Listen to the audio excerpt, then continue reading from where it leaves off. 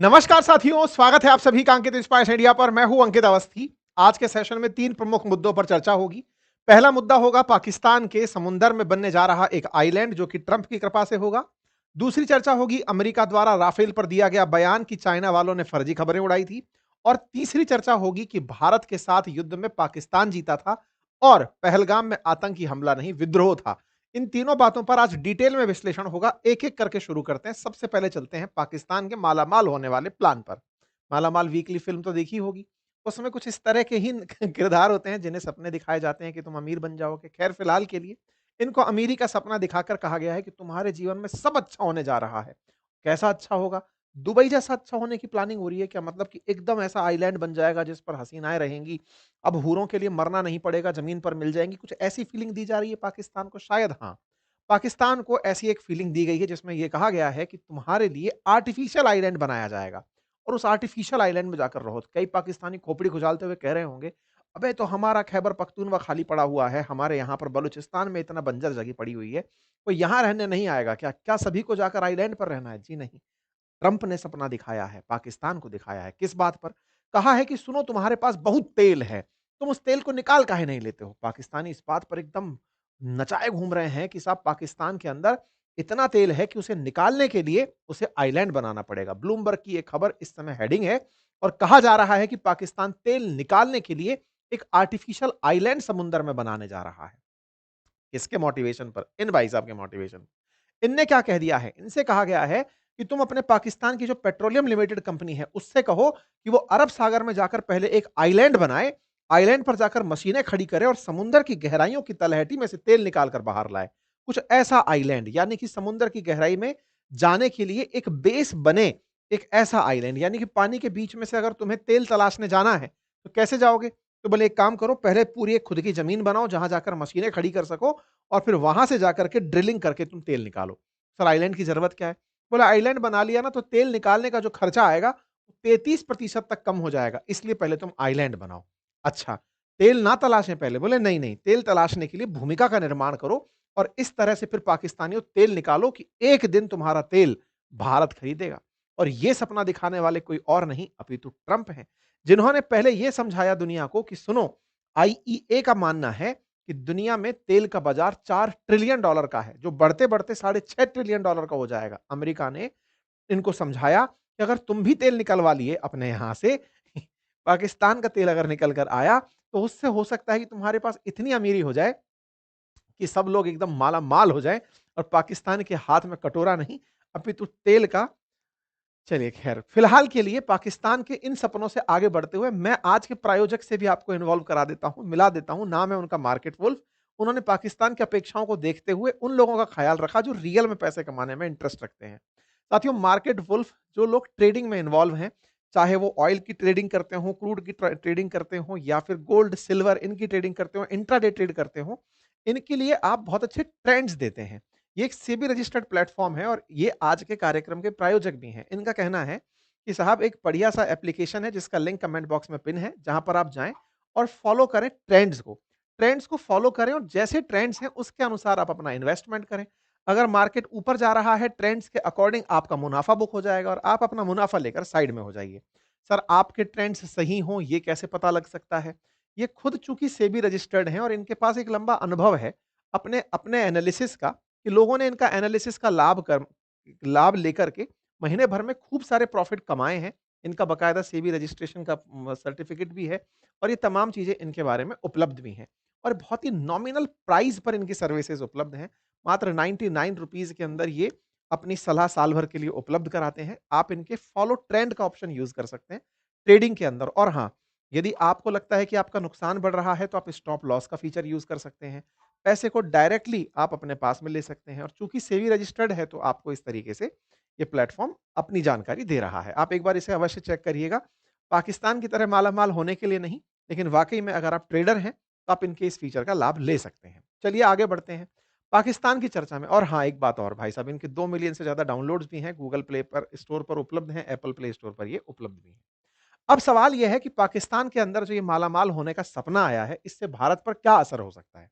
और कैसे ये सपना आया? असल में आपको याद होगा ट्रंप का वो काल जिस समय पर भारत पाकिस्तान के युद्ध को रुकवाने के बाद उनके दिमाग की नस दब गई। उनका लगता है कि भारत पाकिस्तान को लड़ने से रुकवाया, उसके बाद उनके जीवन में कुछ और बड़ा नहीं हुआ। वो वहीं पर अटके हुए हैं और रिपीटेटिवली 61वीं बार बोल चुके हैं कि भारत पाकिस्तान का युद्ध मैंने रुकवाया था, और इसको रुकवाते-रुकवाते वो इतना आगे तक निकल गए कि हमने टैरिफ का डर दिखाया था, तब जाकर रुके थे। 350% टैरिफ का डर दिखाया था, तब जाकर के ये रुके थे। ये बात है जुलाई 31 की, जब ट्रंप खुशी में इतने आगे निकल गए कि कहा कि पाकिस्तानियों को चाहिए कि वो अपने मैसिव ऑयल रिजर्व का, जो अरब सागर में उनके पास है, उनका एक्सप्लोरेशन करना चाहिए। क्या पता एक दिन इंडिया उनसे तेल खरीदने आ जाए। भाई साहब, इंडिया तेल खरीदेगा पाकिस्तान से, जो पाकिस्तान खुद 80% तेल इंपोर्ट करता है, उसे इस तरह का सपना दिखाया गया।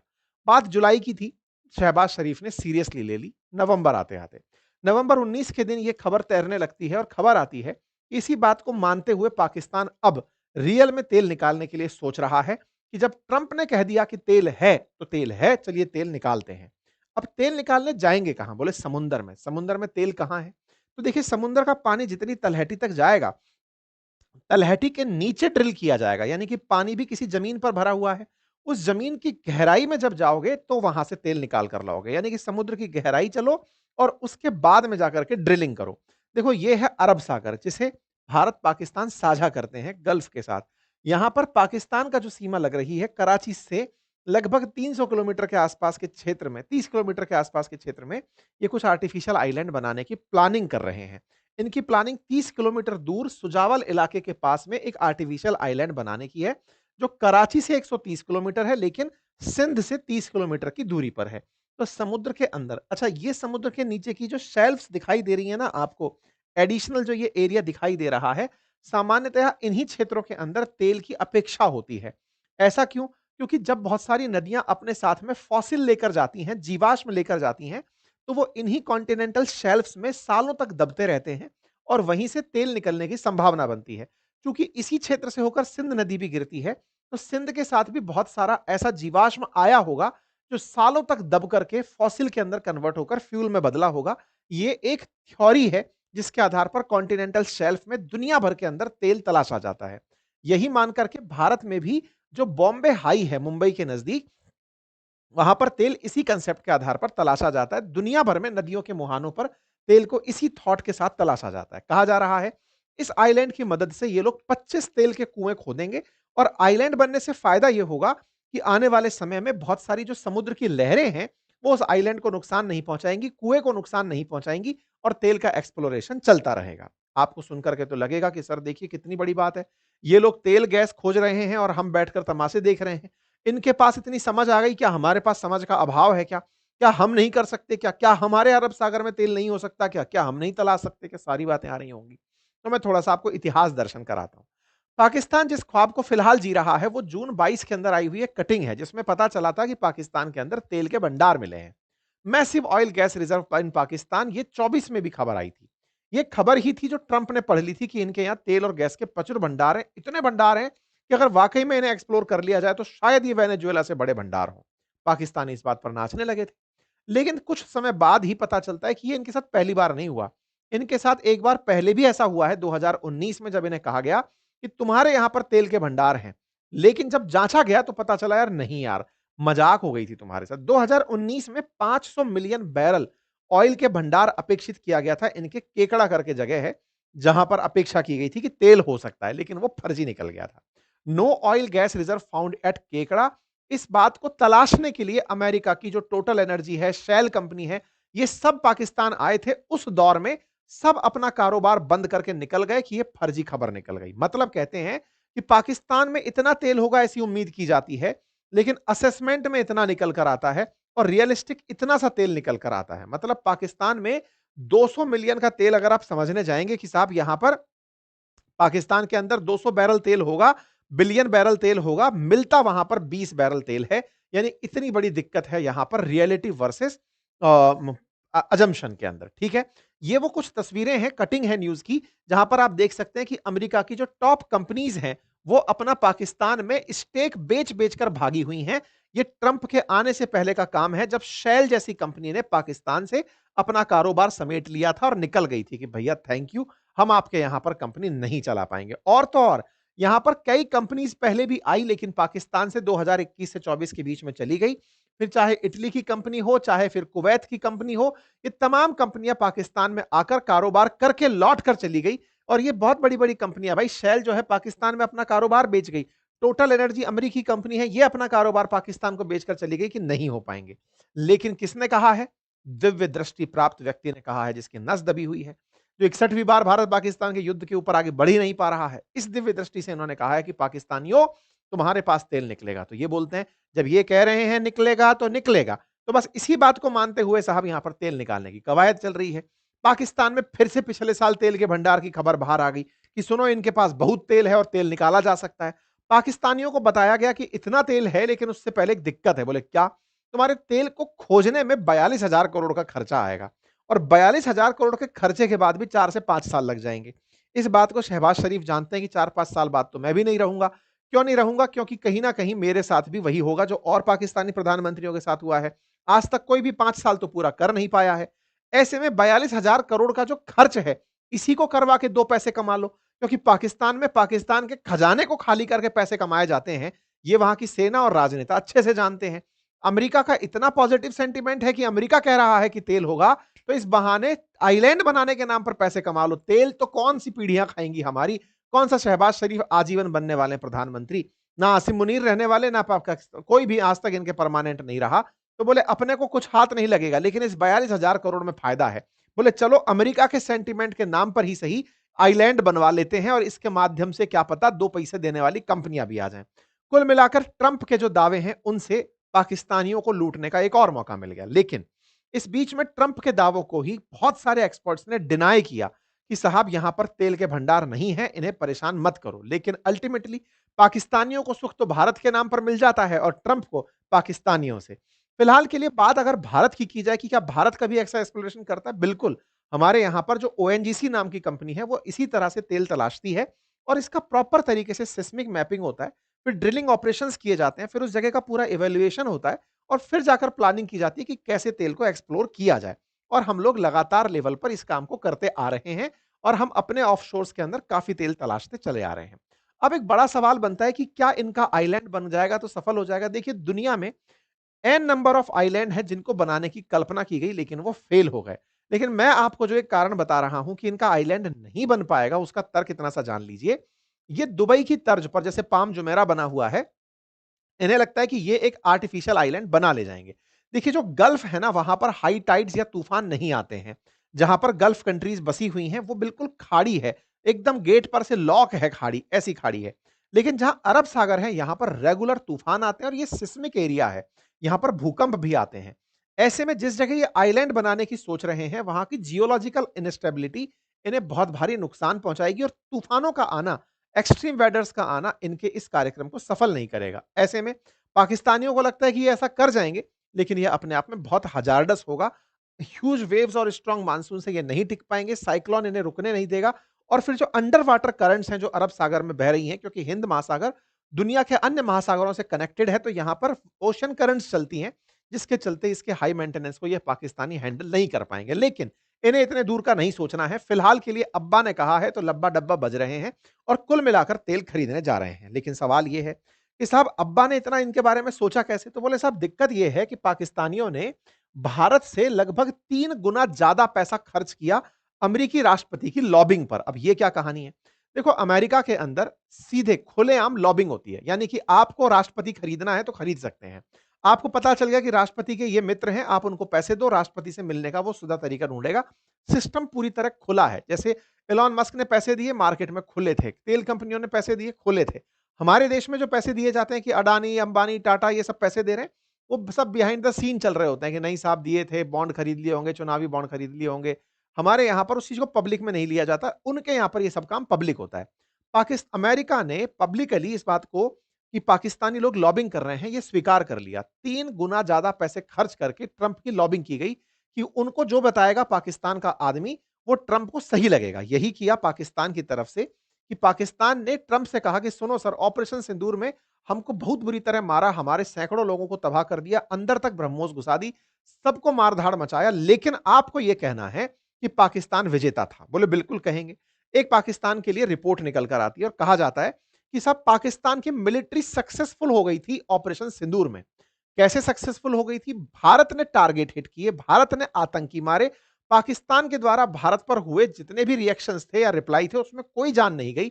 उसके जो जान गई वो मतलब जनसाधारण की जो हताहत होने की और मौत की जो खबरें आई थी बॉर्डर एरियाज में, वो थी जो रिटेलिएटरी एक्शंस में आई थी। लेकिन जो भारत ने टारगेटेड हमले किए जिसके एविडेंस खुद पाकिस्तान देता घूम रहा था, उसके बावजूद अमेरिका का कहना है कि इस युद्ध में ऑपरेशन सिंदूर में पाकिस्तान जीता था। 4 दिन चले युद्ध में पाकिस्तान जीता था। दूसरा ये कह रहे हैं कि इस पूरी घटना में जो पहलगाम में आतंकी हमला हुआ, वो आतंकी हमला नहीं, वो एक विद्रोही हमला था। बोले सर फाइल में बदल दो इस चीज को। ये बिल्कुल वैसे ही है। जब हम पुलिस में थे, तो पुलिस के अंदर कहते हैं कि पुलिस के अंदर जो सबसे ज्यादा करप्शन होता है वो इस बात का कि मर्डर हो गया, कोई बात नहीं। मर्डर के बाद जब एफआईआर के बाद में जब कोर्ट में आप जा रहे होते हैं, तो जिन भाई साहब ने आपके लिए धाराएं दर्ज की हैं, वो धाराएं आपसे पैसा लेकर कितना बदल सकते हैं। क्या इसे हत्या के मुकदमे को या मतलब गैर इरादतन में बदल सकते हो, इरादतन से कि जानबूझकर किया था कि गैर इरादतन किया था? क्या इसके अंदर ड्रिंक एंड ड्राइव का मामला डालोगे या फिर केवल कह दोगे कि नहीं सर गाड़ी का ब्रेक फेल हो गया था? क्या आप इसे मतलब लूट ना मानेंगे या चोरी में कन्वर्ट करेंगे? केवल धाराओं का खेल चलता है जांच अधिकारी के ऊपर।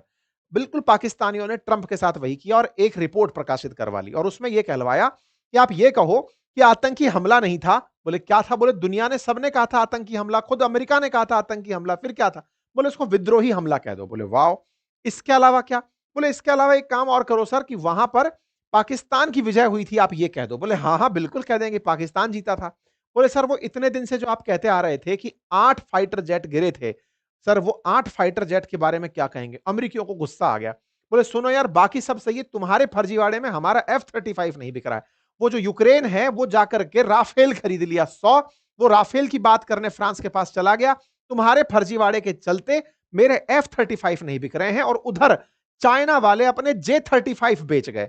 ये चल क्या रहा है? भाई साहब इस बात पर अमेरिकी उखड़ गए और इस बार पहली बार सच बोल दिया और कहा कि सुनो वो जो 8 फाइटर जेट थे ना, वो 3 ही फाइटर जेट थे। 3 फाइटर जेट गिरे थे और उसमें राफेल था, इसकी हम कोई गारंटी नहीं देते। और साथ में कहा कि जो राफेल गिरने की फेक खबर फैलाई ना, वो चाइना वालों ने फैलाई थी, क्योंकि चाइना वाले नहीं चाहते थे कि फ्रांसीसी राफेल बिके और वो खुद का J-35 बेचना चाहते थे। और इसका प्रमाण मिलता है कि इस पूरी घटना के तुरंत बाद ही चाइना ने इंडोनेशिया को J-35 बेचे थे। बोले ओहो, तो इस प्रकार की साहब फिलहाल एक रिपोर्ट निकल कर आई। लेकिन हमारे देश में अपोजिशन सरकार से सवाल कर रहा है कि लो जी फिर वो बोल रहा है, और अब तो वो ये बोल रहा है कि पहलगाम में आतंकी हमला नहीं था, विद्रोही हमला था। वो फिर बोल रहा है कि पाकिस्तान की कार्रवाई सैन्य कार्रवाई की विजेता थी। हमारा अपोजिशन तो तुरंत उन बातों को पकड़ कर ले आया कि देखो ये क्या बोल रहा है।